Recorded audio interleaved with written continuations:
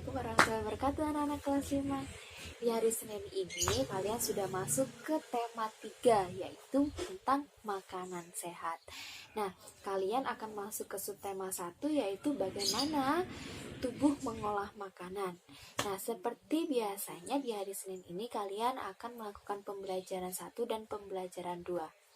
Di pembelajaran 1 dan pembelajaran 2 ini, Ibu akan menjelaskan tentang iklan dan hewan ruminansia atau hewan pemamah biak. Nah, hewan ruminansia sendiri itu banyak sekali contohnya. Salah satu ada rusa, kijang, domba, kambing, dan sapi. Dari 5 contoh ini, Ibu akan menjelaskan tentang hewan pencernaan sapi. Untuk itu, simak video ini, jangan lupa catat poin-poin pentingnya. Selamat menyaksikan. Tema 3, makanan sehat, subtema 1, bagian tubuh yang mengolah makanan, pembelajaran 1 dan pembelajaran 2 di hari Senin ini. Langsung saja kita masuk ke materi pembelajaran. Pembelajaran 1 dan 2 ini, Ibu akan membahas sistem pencernaan hewan pada pemamah biak atau ruminansia. Ruminansia, hewan ruminansia adalah kelompok hewan mamalia yang biasa memamah atau memakan 2 kali dan dikenal dengan hewan memamah biak. Contoh dari hewan ruminansia yaitu sapi, kerbau, rusa, domba, kambing, dan kijang. Sistem pencernaan hewan ruminansia lebih kompleks dibandingkan pencernaan hewan yang lain. Pada hewan ruminansia ini terdapat 4 lambung yang berfungsi secara spesifik. Selain itu, pencernaan makanan pada hewan ruminansia dibantu oleh beberapa mikro atau bakteri dan protozoa. Mikro tersebut dapat membantu mencerna rumput.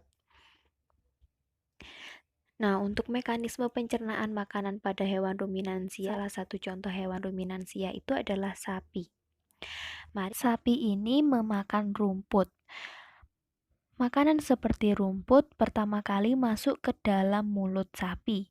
Di dalam mulut sapi itu terdapat beberapa organ pencernaan, yaitu seperti gigi, lidah, dan saliva. Untuk gigi sapi ini, gigi sapi tersusun dari gigi seri yang gunanya untuk memotong makanan dan gigi geraham untuk mengunyah makanan. Selanjutnya lidah. Lidah sapi berguna untuk merenggut rumput atau makanan dan mendorong makanan yang sudah dikunyah menuju lambung. Yang terakhir ada saliva. Saliva merupakan cairan atau enzim khusus yang dihasilkan oleh kelenjar khusus pada sapi, kemudian disalurkan ke dalam rongga mulut. Saliva ini berperan dalam proses pencernaan kimiawi. Anak-anak, lambung sapi itu berbeda dengan manusia. Ukuran lambung pada sapi ini lebih besar daripada manusia. Lambung pada sapi ini merupakan organ pencernaan yang sangat penting bagi sapi. Lambung sapi terdiri dari 4, yaitu rumen, retikulum, omasum, dan obamasum. Karena itu, sapi dikatakan memiliki 4 perut. Nah, dari keempat lambung jenis sapi tersebut, Ibu akan menjelaskan satu persatu agar kalian lebih paham. Rumen atau perut besar yaitu tempat terjadinya pencernaan dengan bantuan mikroba atau bakteri. Di sini makanan dicerna sehingga menjadi bubur dengan gerak mengaduk yang dilakukan oleh dinding rumen. Pada saat sapi beristirahat, makanan kembali ke mulut dan dikunyah kembali. Setelah dikunyahnya untuk kedua kalinya, makanan masuk ke retikulum atau parut jala. Parut jala sendiri yaitu di dalam retikulum, makanan kembali mengalami proses fermentasi dengan bantuan bakteri anaerob dan protozoa. Di dalam bagian perut ini terjadi proses absorpsi dan penyaringan benda-benda asing yang masuk bersama makanan sehingga tidak masuk ke dalam omasum atau perut kitab. Perut kitab yaitu di dalam omasum, makanan dicerna dengan bantuan enzim pencerna. Selanjutnya, makanan masuk ke obamasum. Obamasum yaitu bagian perut yang sebenarnya disebut lambung. Di sini makanan dicerna dengan bantuan enzim pencerna pepsin yang dihasilkan oleh obamasum. Materi selanjutnya, Ibu akan menjelaskan tentang iklan. Iklan merupakan informasi yang isinya membujuk khalayak banyak atau orang banyak agar tertarik kepada barang atau jasa yang ditawarkan. Untuk ciri-ciri iklan yaitu komunikatif, inovatif, dan bahasa yang mudah dimengerti, diingat masyarakat, menarik perhatian, bersifat mengajak pembaca untuk membeli dan menggunakan barang jasa yang telah diiklankan. Jenis iklan itu dibagi menjadi dua, yaitu iklan kolom dan iklan baris. Iklan kolom yaitu iklan yang dibuat dalam bentuk kolom. Iklan kolom dapat disajikan dalam bentuk teks disertai gambar atau ilustrasi. Penyajian iklan kolom menjadi lebih menarik dan lebih lengkap daripada iklan baris.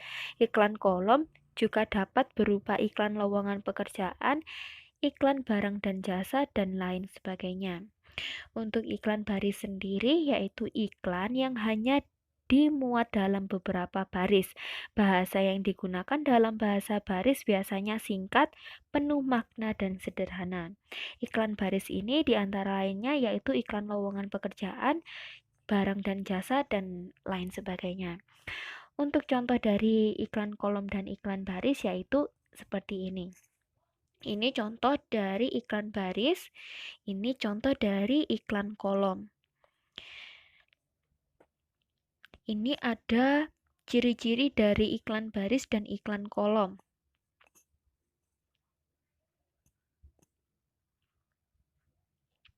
Selanjutnya, kita akan membahas kategori jenis iklan. Kategori jenis iklan di sini ada 7 kategori. Kategori yang pertama yaitu eceran. Iklan eceran yaitu iklan-iklan yang dibuat dan dibiayai oleh pihak perusahaan dengan diperuntukkan kepada pihak pengecer. Selanjutnya iklan keuangan. Iklan keuangan yaitu iklan-iklan untuk bank, jasa tabungan, asuransi, dan investasi. Iklan keuangan ini biasanya dilengkapi laporan keuangan perusahaan. Selanjutnya iklan langsung. Iklan langsung yaitu iklan yang menggunakan medium pos atau direct mail. Yang selanjutnya iklan lowongan kerja, yaitu iklan yang bertujuan merekrut calon pegawai atau pekerja untuk dipekerjakan. Iklan konsumen yaitu iklan yang mempromosikan barang-barang konsumsi yang biasa dibeli oleh masyarakat. Keenam, iklan antar bisnis yaitu iklan yang mempromosikan barang-barang dan jasa non-konsumen untuk memasang iklan. Sasaran iklan sama-sama di perusahaan. Yang terakhir, iklan perdagangan, yaitu iklan yang secara khusus ditunjukkan untuk kalangan distributor, pedagang, agen, dan lain sebagainya.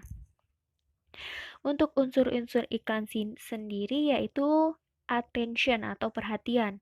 Iklan harus dapat menarik perhatian masyarakat umum.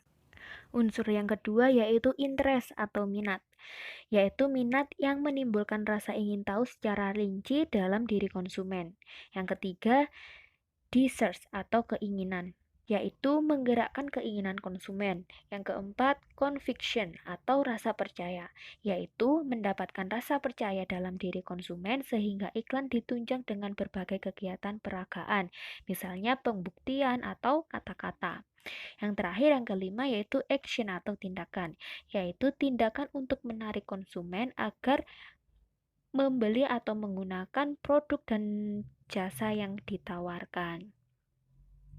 Oke, itu saja dua materi yang bisa Ibu jelaskan kepada kalian. Jangan lupa mengerjakan tugas yang telah Ibu berikan. Wassalamualaikum warahmatullahi wabarakatuh.